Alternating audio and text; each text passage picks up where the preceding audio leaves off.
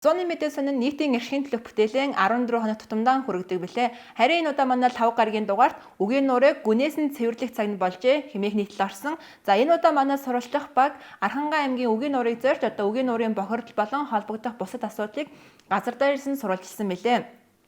Улаанбаатар хотоос 346 км дошрох энэхүү цэнгэг ус нуур нь сүүлийн жилүүдэд олонний хүлд ихээр дарагдаж гүнээсэн ихэд бохирдох болсон. За нуурын эргэн тойронд оршин суугчдын хэлж байгаагаар бол нийтийн боловсон бие засах газар байх угаас үүдэн амрагчид ил задгаа бие засах, хогоон ил задгаа хаях зэрэг байгаль орчиндоо ээлгүй хандах тохиолдол ихээр байдаг тухай хэлж ирсэн. За тодорхойлбол нуурын эргэн тойрноос жилд 250-аас 300 тонн хог идэл гардаг юм байна.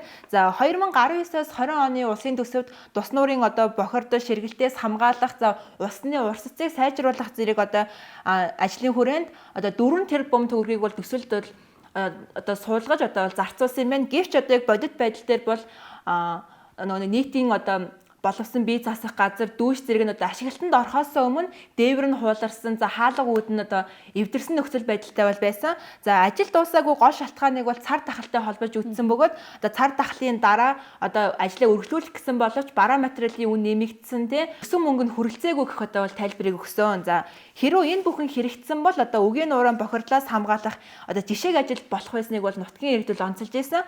За одоогоор нуурын иргэд 5 жуулчны бааз 40 гаруй экогэр бол үйл ажиллагаа явуулж байна. За тэднээс нуурыг бохирдуулж буй хүчин зүйлийн талаар тодруулахад хамгийн нөлөөтэй нь бол мал аж ахуй байна гэх байр суурийг илэрхийлж байсан.